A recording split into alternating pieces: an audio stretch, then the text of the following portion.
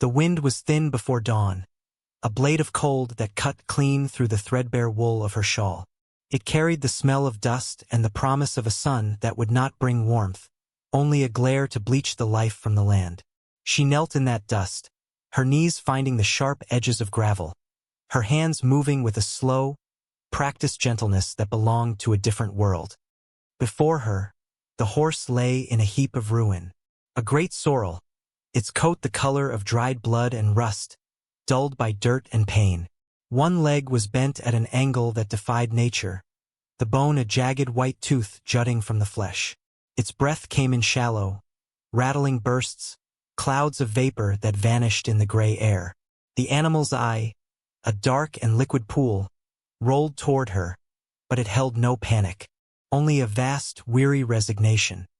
She had found it crumpled at the edge of town, a stray thing discarded by the uncaring road. The town was a collection of hard lines and harder faces, a place that had no room for broken things. She knew. She was one of them. She had no name here, only a shape the women looked through and the men looked at. Her own resources were a handful of coins that lived in a small cloth pouch, a weight against her hip that felt lighter each day. But she had spent 2 of them on a bucket and a rag, another on a bottle of whiskey from a man whose eyes had lingered on her neck. Not for drinking, for cleaning. She dipped the rag into the bucket of water, the cold of it seeping into her bones. She wrung it out, her knuckles white and raw. Gently, so gently, she began to wipe the grime from the horse's muzzle, cleaning away the crusted foam and dirt. The animal shuddered but did not pull away. It seemed to understand the touch was not one of violence. It was the only language she had left. As the sky began to bleed a pale, bruised purple in the east, the town started to stir. First came the sound of a latch, then a door creaking open. A man emerged from the mercantile, squinting into the gloom. He saw her, then the horse. A sneer curled his lip. He spat a brown stream of tobacco juice into the dust, not far from her bare feet. He said nothing, but his meaning was as clear as the coming day. A fool tending to dead meat. Soon, others gathered. Not a mob, but a slow accretion of silent judgment. They stood at a distance, arms crossed, their faces shuddered. They were practical people. They saw a horse with a shattered leg and understood its value. Nothing. Less than nothing. A liability. They saw a woman, thin as a fence rail, wasting her time, wasting what little she had. Their silence was a verdict, heavy and suffocating. It clung to her like wet paper. She did not look at them. She kept her eyes on the horse, on the single desperate task before her. From the edge of the sparse crowd, a man watched. Silas. He had not come to gawk. He was on his way out of town, his wagon loaded with supplies meant to last him through the turning of the season. He stood beside the wagon, motionless, a part of the long shadows cast by the rising sun. He carried whole winters in his eyes, quiet and deep and cold. He was a man who had made a pact with silence long ago, after the earth had taken everything from him and left only the wind for company. He saw the woman. He saw the frayed hem of her dress, the sharp angles of her shoulders. He saw the way her hands, chapped and red, moved with an impossible tenderness over the wounded animal. He watched the other townsfolk, saw their scorn, their casual cruelty. He recognized the look in their eyes. It was the same look they gave him, the look reserved for things that did not fit, things that were broken or lived too close to ghosts. A man named Jed pushed his way to the front. He was broad and loud, a man who took up more space than he was owed. He owned the livery, and his heart was as hard as the packed dirt of his stables. "What's this foolishness?" His voice was a rasp, loud in the morning quiet. "It's a stray, legs busted. Put it out of its misery." He drew a long-barreled pistol from his belt. The sound of the hammer being cocked was a sharp crack that made the woman flinch, a barely perceptible tightening of her shoulders. She did not look up, but her body went still, a shield between the gun and the horse. "I'll do it for you," Jed offered, a magnanimous tone coating his words. "No charge," he grinned, showing teeth stained from chew. He was enjoying this, the small stage, the audience, the power of holding life and death in his hand. The woman finally looked up, her eyes meeting his. She said nothing. Her face was a mask of exhaustion, but beneath it, a flicker of something defiant and unbroken. A silent no. Jed's grin faltered, turning into a scowl. What? You want to keep it? Carrion girl. Useless, he took a step forward. That was when Silas moved. He didn't hurry. His boots made a soft, deliberate sound in the dust. He walked past the onlookers, who parted for him like dry leaves. He stopped beside the woman, placing himself between her and Jed. He was not a large man, but he seemed to take all the air from the space around him. He looked at Jed, his gaze level and empty of heat. Leave it, he said. The words were low, not a command so much as a statement of fact. A voice that sounded like it came from under floorboards. Jed bristled. This ain't your business, Silas. The animal's suffering. I see that, Silas said. His eyes flickered down to the woman, then back to Jed. The horse is mine. A murmur went through the small crowd. Jed scoffed. Yours? It's a stray. Finders keepers, and I found it first. It was a lie, and everyone knew it. Silas's hand went into the pocket of his worn coat. He drew out a few heavy coins, the same kind the woman had clutched so tightly.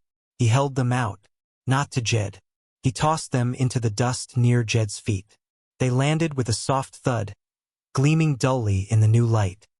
I just bought it, Silas said. His tone did not change. Now it's my business. Jed looked from the coins to Silas's face. He saw no anger, no challenge. He saw something worse. A complete and utter lack of concern for what he might do next. He saw a man who had already lost everything that could be taken. Jed was a bully, and bullies fed on fear. There was none here to feed on. He spat again, muttered something under his breath about crazy fools, and holstered his pistol. He kicked one of the coins, then turned and stomped back toward the livery. The show over. The crowd, deprived of its spectacle, began to dissolve. They cast glances at Silas and the woman, whispers trailing behind them like ghosts. They were a pair now, two broken things. It suited them. When they were alone, surrounded only by the vast, indifferent landscape and the waking light, Silas knelt. He did not look at the woman. He looked at the horse's ruined leg. With his pocket knife, a tool worn smooth with use, he reached over and carefully sawed through the leather strap of a broken harness piece that was cutting into the animal's flesh, releasing a pressure the woman hadn't been able to see. He did not touch her. He did not speak. The act was its own sentence. He rose and went to his wagon. He returned with a canvas sling and a length of rope. His hands were sure, competent. He looked at the woman, a question in his eyes. She understood. She shifted, her hands finding a place on the horse's neck, murmuring sounds that were not words, but comfort itself. The journey to his homestead was a silent procession. Silas led his own stout mare, which pulled the wagon. He had rigged the sling to the back of it, a crude but effective way to help the injured sorrel hobble along, bearing as little weight as possible on its shattered leg. The woman walked beside the sorrel, one hand resting lightly on its flank, her presence a constant, steady reassurance.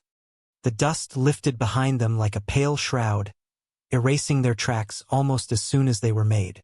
The sun climbed, relentless and white. Silas offered her his canteen once. She took it, drank sparingly, and handed it back. Their fingers brushed. Her skin was cold.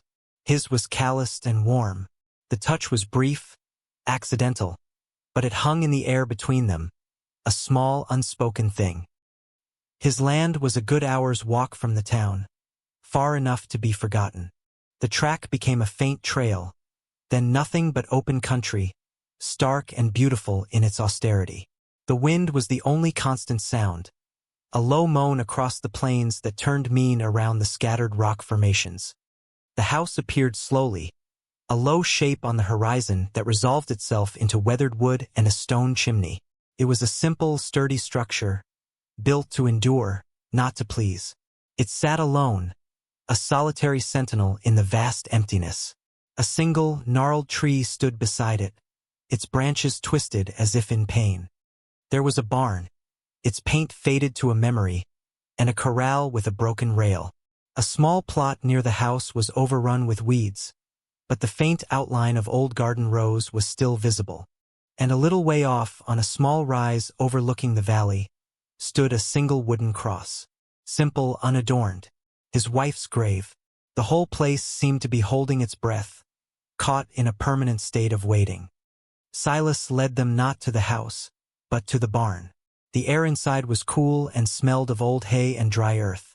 It was mostly empty, save for a few tools hanging neatly on the wall and a stack of hay bales in one corner. He unhitched the sorrel from the sling, his movements economical and precise. He settled the animal in a wide, clean stall, piling fresh hay around it to keep it from moving too much. The woman stood in the doorway, a silhouette against the harsh light, uncertain. She clutched her empty bucket. She had followed him here, but she did not know her place. She was a stray just like the horse. Silas worked for a time, fashioning a crude splint from 2 pieces of board and strips of canvas. His hands were surprisingly deft. He worked around her as she soothed the horse, their movements a slow, unpracticed dance. They did not speak. There were no words for this, no contract to be negotiated. When the splint was secure, Silas straightened up, his back cracking softly. He looked at the woman. Her face was pale with exhaustion, smudged with dirt. Her eyes were fixed on the horse. He left the barn and returned a few moments later. He carried a tin plate with a hunk of dark bread and a piece of cheese. He set it on a crate near the stall. Then he brought a horse blanket, thick and smelling of wool and dust. He laid it over a pile of clean straw in the corner opposite the horse. "The well is by the house," he said, his voice quiet. "Pump handle sticks." He turned and left, closing the big barn door halfway, leaving a wide slice of daylight that did not quite reach her corner. He did not lock it. The gesture was clear. This space was hers. She was not a prisoner. Food, shelter, safety. The unspoken terms were laid out. She was free to go and free to stay. She listened to his footsteps recede toward the house, then the creak of his front door opening and closing. For the first time in days, maybe weeks, she was alone without being watched. The silence in the barn was different from the silence of the town. This was an open silence, a waiting silence. She looked at the plate of food, her stomach a tight, painful knot. Then she looked at the horse. His breathing was still rough but steadier. She pulled the blanket into her corner, sank down into the straw, and watched the sliver of sunlight crawl across the dusty floor. Section the days settled into a rhythm, as quiet and steady as a slow pulse. The sun rose, painting the eastern sky in shades of rust and bone, and it set, bleeding out into a bruise of purple and violet. In between, there was work. Silas moved with the sun. He rose in the dark, his movements quiet in the small house that was still full of his wife's absence. He mended the broken corral rail. His hammer blows a distant, rhythmic punctuation to the morning. He cleared the weeds from the old garden plot, his back a tense line of effort. He worked from muscle memory, his mind a quiet, empty room. But now there was a difference. He found himself listening for sounds from the barn, the soft nicker of the injured horse, the shuffle of straw. The woman, she never seemed to sleep. When he emerged from his house, she would already be with the sorrel, changing its water, whispering to it, her hands stroking its neck. She moved as if she were a ghost, leaving little trace. But the barn was cleaner. The floor was swept. The tools he'd left scattered were now hung back in their proper places. She named the horse. She called him Cinder, for his coat and for the way he'd been pulled from the ashes of his fate. Silas heard her murmur the name one afternoon as he passed the barn. The sound of her voice, soft and low, was a strange thing in the profound quiet of his homestead. It was like finding a wildflower growing from a crack in a stone. He left food for her on the crate each morning and evening. A plate of beans, a piece of salted pork, fresh bread he baked himself that was always a little too dense. One day, she left the clean plate on the porch of the house instead of inside the barn. It was a small crossing of a boundary, a silent acknowledgement. He found it when he came back from the fields, and for a moment he just stood there, looking at the empty tin plate as if it were a message he had to decipher. The gestures grew. One evening, the wind turned sharp, carrying the first real bite of autumn. He saw her shivering in the barn doorway, her shawl wrapped tightly around her thin shoulders. He went back inside his house and took down a heavy wool cloak from a peg by the door. It had been his wife's. It smelled of cedar and thyme. He walked to the barn and held it out to her. He didn't say a word. She looked at the cloak, then at him. Her eyes, which were often cast down, met his directly. They were the color of a stormy sky, deep and full of things he could not read. She took the cloak, her fingers brushing his again. This time, the touch lingered for a half-second. She wrapped it around herself. The dark wool swallowed her small frame, but a bit of warmth bloomed in her cheeks. The next afternoon, he saw her out by the lonely wooden cross on the hill. She had pulled the weeds from around its base. In a small tin can filled with water, she had placed a single stubborn prairie wildflower, a spot of brilliant, defiant yellow against the gray-brown landscape. He watched from the porch, a knot tightening in his chest. No one had tended that grave since he had dug it. He had not been able to bear it. He found her later, struggling with the broken pump. The handle, just as he'd warned, was stuck fast. She was pulling at it with all her slight weight, her face set in a grim line of determination. He came up behind her, and she stepped back without being asked. He took the handle, gave it a hard, familiar jerk, and the mechanism groaned to life. Water, cool and clear, gushed into her bucket. "It needs a new washer," he said. It was the longest sentence he'd spoken to her. She just nodded, her eyes on the splashing water. One night, a terrible storm rolled in, the sky turning a bruised, sickly green. Rain came down in solid, blinding sheets, and the wind howled like a hungry wolf. He sat at his kitchen table, the light from his lantern casting dancing shadows on the walls. He thought of her in the barn. The old structure was sturdy, but the wind could be a malevolent thing. He heard a scratching at the door, so soft he thought he'd imagined it. He opened it to find her standing on the porch, drenched and trembling, the heavy cloak plastered to her.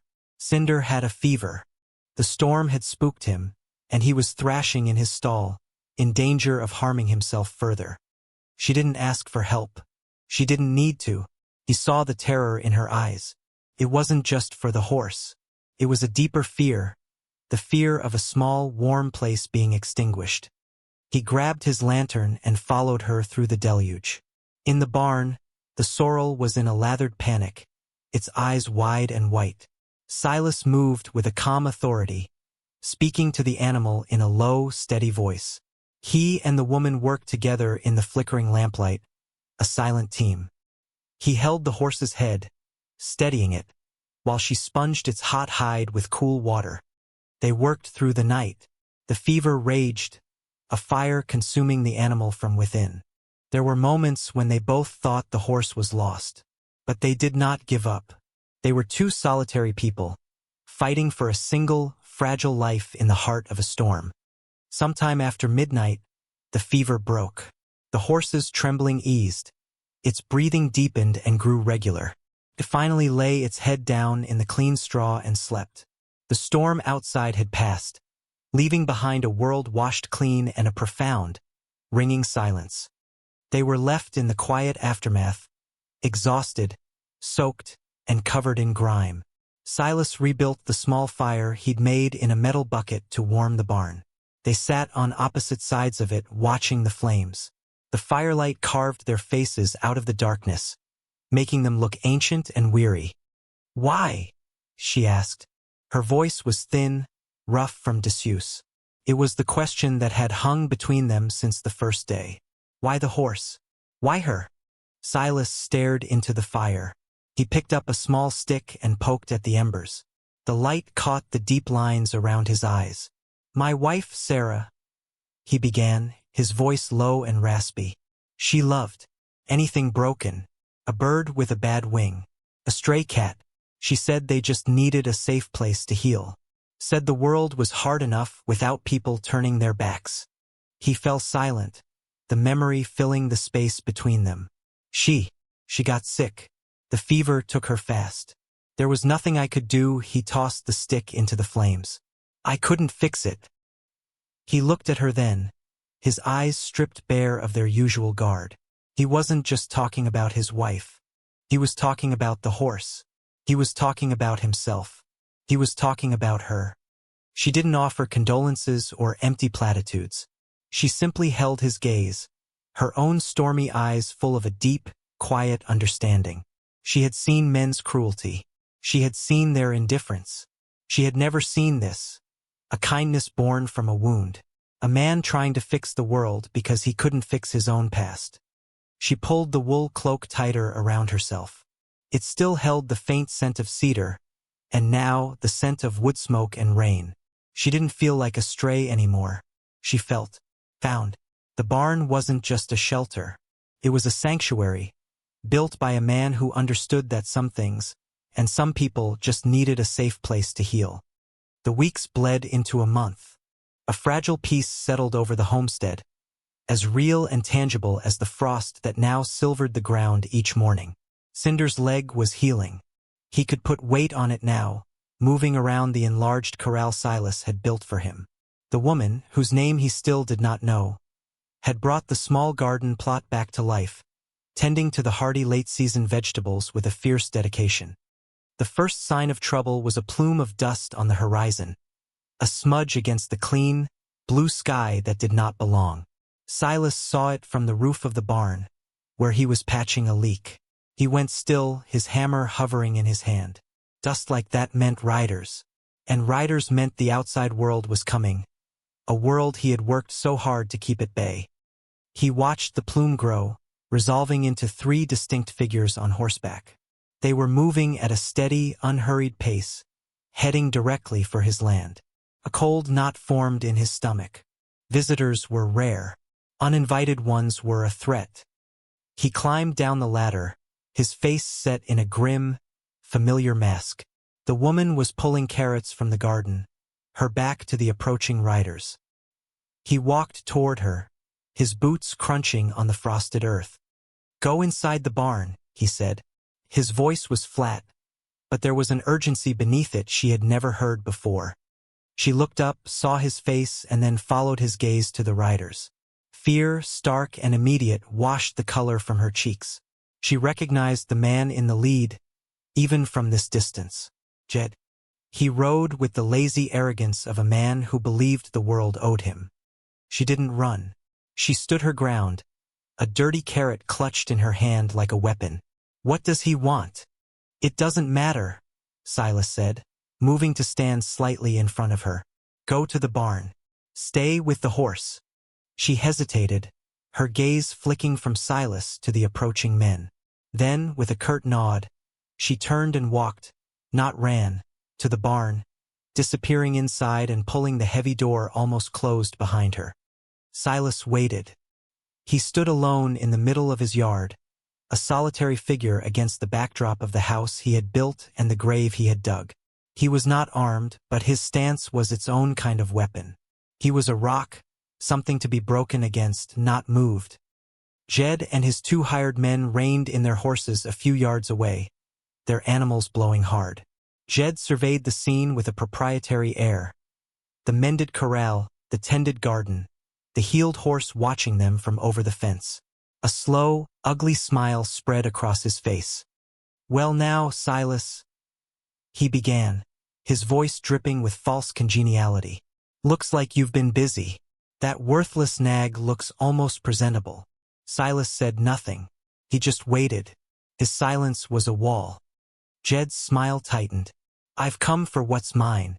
That horse you bought, turns out, it ain't a stray. Belonged to a freighter over in Clifton. He's offering a fair price for its return, now that it's fixed up. A lot more than you threw in the dirt." The horse stays, Silas said. The words were quiet, but they left no room for negotiation. Jed laughed, a short, barking sound. That's not how it works. You can't just claim property. And speaking of property, his eyes slid past Silas, toward the barn. I hear you've got another little stray you're keeping out here. The town's talking. A man like you all alone. It's not right. People are saying you took advantage. The accusation hung in the cold air, poisonous and vile. It was designed to shame, to isolate him further. It was a claim of ownership not just over the horse, but over the woman, reducing her to a commodity, a piece of gossip.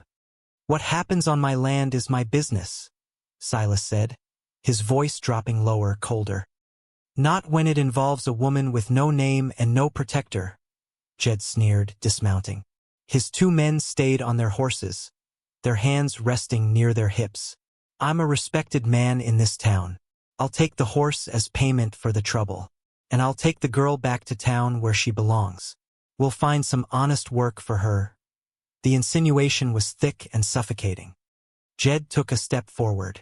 Now, are you going to give me the horse, or do we have to? The barn door scraped open. The woman stood there, framed in the dark doorway. She held an old, heavy pitchfork, its tines gleaming dully. She held it not like a farmer, but like a soldier, its points aimed squarely at Jed's soft belly. Her face was pale, but her eyes were on fire. The fear was gone, burned away by a cold, hard rage. Jed stopped, surprised. He let out a nervous laugh. Look at this. The kitten has claws. Get off his land, she said. Her voice wasn't thin anymore. It was sharp. It was steady. It was the voice of a woman who had found her footing. Silas did not turn to look at her. A strange, fierce pride swelled in his chest. He had offered her a shield, but she had forged her own sword. Jed's face darkened with fury. He was being defied by a broken man and a nameless woman. It was an insult to his pride. You think that little stick is going to stop me? He snarled, taking another step. No, Silas said, his voice cutting through the tension. Jed's eyes snapped back to him. For the first time, Silas moved his hands from his sides. He did not raise them to fight. He simply let them hang open and ready. But I will. There was no threat of violence in his tone. It was a promise, as calm and inevitable as the setting sun. In that moment, Jed saw it. He saw the truth he had missed before. Silas wasn't a man who had nothing left to lose. He was a man who had finally found something he refused to lose again. The two of them stood there, a unified front. The stoic protector and the woman who would not be discarded. They were a fortress of two. Jed looked from Silas's unyielding face to the sharp tines of the pitchfork, to the woman's blazing eyes. He saw he would not win this with bluster. He would have to pay a price in blood and pain here on this forgotten patch of dirt. And for what? A horse and his own wounded pride. His men shifted uncomfortably on their horses. This was not the easy job they had signed up for. Jed's courage, which was only a costume for his cruelty, evaporated. He backed away, spitting a curse into the dirt. This ain't over, he muttered, the words hollow and weak. He clumsily pulled himself back onto his horse. You'll regret this, both of you. He wheeled his horse around and spurred it into a gallop, his men scrambling to follow. They rode away, their retreat as graceless as their arrival. The plume of dust rose behind them once more, a sign of their defeat. Silence descended again, but this time it was different. It was a shared silence, a victorious one. The wind whispered through the dry grass. Cinder nickered softly from the corral. The woman lowered the pitchfork, its weight suddenly immense. Her arms trembled from the strain, from the adrenaline. Silas turned to her. He walked over and gently took the heavy tool from her hands, leaning it against the barn wall. His eyes met hers. He saw the fierce strength there, and the terrifying vulnerability beneath it. He reached out, his calloused hand coming to rest on her shoulder. She did not flinch. She did not pull away. She leaned into the touch, just slightly, a silent admission of exhaustion and relief. "I was scared," she whispered, the words barely audible. "I know," he said, his voice rough with an emotion he couldn't name. His hand was warm on her shoulder, a steady, solid anchor in the quiet aftermath. They stood there for a long moment as the sun began to dip toward the horizon, two solitary figures who were no longer alone. In the quiet that followed, something had irrevocably shifted. The threat had passed, but it had left behind a truth that could no longer be ignored. They had stood together, a unit forged in defiance. The space between them, once measured in feet and silent caution, had collapsed into the span of a single shared breath. That evening they ate in the house. It was a silent invitation. After he brought her plate to the barn as usual, he simply stood there for a moment, then looked toward the open door of his home and back at her. She understood. She followed him across the yard, her feet hesitant at first on the porch steps, as if crossing a sacred threshold. The inside of the house was sparse, clean, and filled with the scent of wood smoke and solitude. They sat at the small kitchen table, the lantern casting a warm, golden glow between them. The food tasted different in here. The dense bread seemed heartier, the beans richer. It was the taste of a shared meal, a communion. After they ate, Silas rose and cleared the plates. He did not look at her, but he was intensely aware of her presence in the room, a quiet warmth that pushed back against the ever-present chill of memory. "What is your name?" he asked, his back still to her. The question was soft, but it landed in the room with the weight of a stone. He had fought for her, sheltered her, stood with her, but he did not know her name. She was silent for a long moment. A name was a claim. It was an identity she had thought was lost to her, worn away by hardship and the callous disregard of others. To give it was an act of profound trust. "Lena," she said. Silas turned around slowly. He looked at her, truly looked at her, as if seeing her for the first time. The shadows and the grime were still there, but now they had a name. Person. "Lena," he repeated. He said it carefully, as if testing the shape of it on his tongue. The name settled in the small kitchen, finding a place among the familiar sounds of the house. Felt right. The next day he cleaned out the spare room. It was little more than a closet with a window, a space that had been used for storage, filled with dusty boxes and forgotten things. He dismantled the cot in the barn and reassembled it in the room, laying the heavy wool cloak at its foot. He did this all while she was outside with Cinder, her new confidence a visible thing in the straightness of her spine. When she came inside for the evening meal, she saw the open door to the room.